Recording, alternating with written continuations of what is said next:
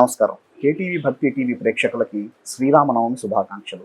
నవమి సందర్భంగా ఈరోజు మనం నల్లకుంటలో ఉన్నటువంటి శ్రీ వీరాంజనేయ స్వామి టెంపుల్కి విచ్చేసాం.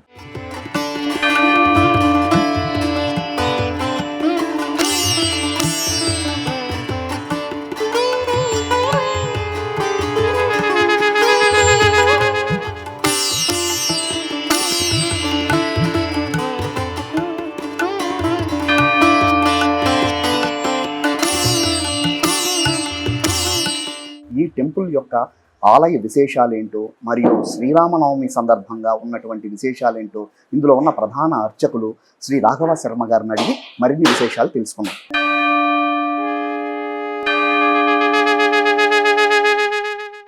రాఘవ శర్మ గారు, ఈ ఆలయం యొక్క విశేషాలు వివరించండి. శ్రీరామ రామ రమేతి రమే రామే మనోరమే సహస్రనామ తత్తుల్యం రామనామ వరాననే. శ్రీ వీరాంజనేయ స్వామి విజయగణపతి దేవాలయం న్యూనల్లకుంట బాయమ్మ గిల్లీలో ఉంది. ఈ యొక్క ఆలయ చరిత్ర గురించి కనుక తెలుసుకుంటే, ఈ యొక్క దేవాలయ ప్రతిష్ఠ జరిగి 25 సంవత్సరాలు అవుతుంది. ఇదివరకు పూర్వము ఆ యొక్క ఉత్సవ విగ్రహం లాంటిది రాయి విగ్రహం ఉండేది. అది ఆ యొక్క స్వామిని ఈ బస్తీవాసులు కాలనీ వాళ్ళందరూ కూడా ప్రతిరోజు కూడా దీపారాధన చేస్తూ యథాశక్తిగా నైవేద్యాలు జరిపిస్తూ ఉండేవాళ్ళు.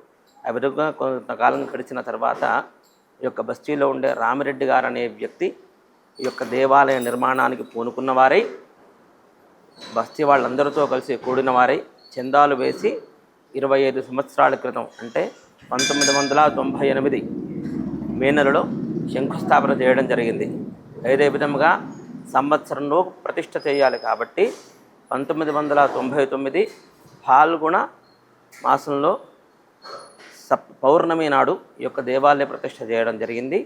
శ్రీ వీరాంజనేయ స్వామి విజయ గణపతి స్వామి వార్ల మూలమూర్తులను ప్రతిష్ఠ చేయడం జరిగింది. ఆ యొక్క పుష్పగిరి పీఠాధిపతిలో ఉన్నటువంటి శ్రీ విద్యానరసింహ భారతీయ స్వామివారు ఈ స్వామివారి విగ్రహాలను ప్రతిష్ఠ చేయడానికి పిలిపించడం జరిగింది. అప్పటి నుంచి కూడా ఈ యొక్క స్వామివార్లు వీరాంజనేయ స్వామి విజయ గణపతి స్వామివారిలో భక్తులకు కొంగు బంగారంగా ఉంటూ ఈ బస్తీలో వాళ్ళకి కాలనీవాసులకి అందరికీ కూడా కోరిన కోరికలు తీరుస్తూ ఆ యొక్క స్వామికి 41 ప్రదక్షిణాలు కానీ, 108 ప్రదక్షిణాలు కానీ, 54 ప్రదక్షిణాలు కానీ 21 రోజు లేదా 41 రోజు కనుక చేసుకుంటే ఎట్టి పరిస్థితుల్లో కూడా మన కోరిక నెరవేరుతుంది అని ఆ యొక్క స్వామివారు ఎంతోమందికి కూడా రుజువు చేయడం జరిగింది. ఈ యొక్క విజయ గణపతి స్వామివారికి కూడా ప్రతి నెల సంకటహర చతుర్థి రోజున గణపతి హోమం చేయడం జరుగుతుంది. ఆ యొక్క స్వామివారికి మూల విరాట్కు విశేష అభిషేకం కూడా చేయడం జరుగుతుంది. ఈ యొక్క ఇద్దరు స్వామివార్ల అనుగ్రహంతోనే కాలనీ వాళ్ళందరూ కూడా చాలా ఆనందంగా ఉన్నారు. మర్కటేశ మహోత్సాహ సర్వగ్రహ వినాశక శత్రువున్ సంహార మామృక్ష శ్రీయంద భజమే ప్రభు. ఈ సంవత్సరం 23వ తారీఖు 4వ నెల 2024వ రోజు మంగళవారం నాడు హనుమత్ జయంతి వస్తుంది. ప్రతి సంవత్సరం కూడా 2 సార్లు హనుమత్ జయంతి వస్తుంది.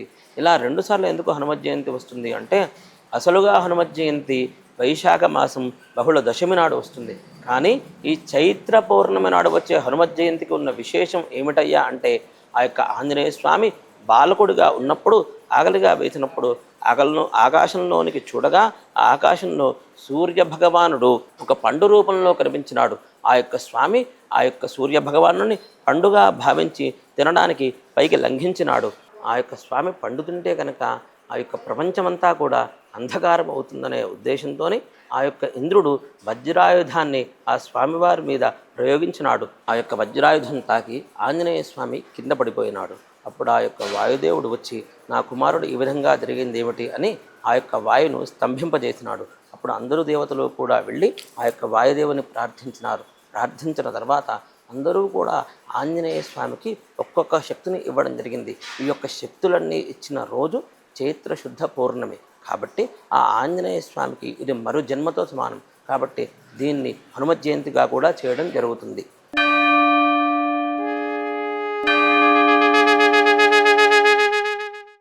రాఘవ శర్మ గారు, నవమి సందర్భంగా ఆంజనేయ స్వామికి ఎలాంటి స్తోత్రాలు చదువుకుంటే మంచిదండి?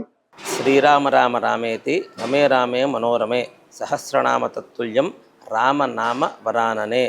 ఎత్ర ఎత్ర రఘునాథ కీర్తనం తత్ర తత్ర కృతమస్తకాంజలిం బాష్పవాది పరిపూర్ణలోచనం మారుతిన్నమస రాక్షసాంతకం. ఎక్కడైతే రామనామ సంకీర్తన జరుగుతుందో అక్కడ ఆ యొక్క ఆంజనేయ స్వామి వచ్చి కూర్చొని విశేషంగా ఆ యొక్క సంతోషపడుతూ ఉంటాడన్నమాట. ఆ యొక్క రామనామ కీర్తన జరిగే చోట ఆ ఆంజనేయ స్వామి కూడా వాళ్లతో కూర్చున్నవాడై భక్తి శ్రద్ధలతో ఆ యొక్క స్వామివారి నామాన్ని ఉచ్చరిస్తూ ఉంటాడు. శ్రీరామనవమి రోజున ఏమేమి పఠించాలి అంటే కూడా ఎంతో రాముల వారికి విశేషమైన రామనామ స్తోత్రము కానీ, శ్రీరామ ఆపదుద్ధారక స్తోత్రం కానీ, రామాష్టోత్తరం కానీ చదువుకోలేదు.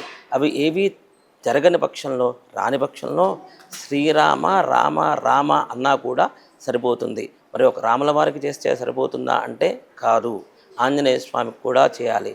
ఆంజనేయ స్వామికి దేనికి? బుద్ధిర్బలే యశోధైర్యం నిర్భయత్వం అరోగత అజాడ్యం వాక్పటుత్వంచ హనుమాత్ స్మరణాత్ భవేత్. అంటే ఆ యొక్క ఆంజనేయ స్వామిని ప్రార్థిస్తే, ఆ యొక్క ఆంజనేయ స్వామిని పూజిస్తే, స్తోత్రిస్తే కనుక బుద్ధి అంటే బుద్ధిని, బలాన్ని అంటే బలాన్ని, యశస్సును, బుద్ధిర్బలే యశస్సును, యశో ధైర్యం, ఆ యొక్క స్తోత్రాన్ని చేస్తే స్వామిని తలుచుకుంటే ధైర్యాన్ని, బుద్ధిర్బలే యశోధైర్యం నిర్భయత్వ అంటే భయాన్ని పోగొడతాడు. నిర్భయత్వం అరోగత అంటే ఆంజనేయ స్వామిని ప్రార్థిస్తే రోగం లేకుండా చేస్తాడు. అజాడ్యం అంటే మందబుద్ధి ఉన్న, బద్ధకం ఉన్న అది కూడా తొలగిస్తాడు. వాక్పటుత్వంచ అంటే వాక్పటిమను అంటే వాక్శుద్ధిని గెలుస్తాడు. వాక్పటుత్వంచ అజాడ్యం వాక్పటుత్వంచ హనుమత్ స్మరణాత్ భవేత్ అంటే ఆంజనేయ స్వామిని కనుక ప్రార్థిస్తే ఇవన్నీ కూడా కలుగుతాయన్నమాట. ఈ యొక్క శ్రీరామనవమి రోజున ఈ రామ అష్టోత్తరము, రామ ఆపదుద్ధారక స్తోత్రము, హనుమాను చాలీసా పారాయణం చేస్తూ పేదవాళ్లకు తోచిన విధంగా కూడా అన్నదానము, వస్త్రదానము కూడా చేస్తే ఆ యొక్క రాముల వారి అనుగ్రహం సదా ఉంటుందన్నమాట.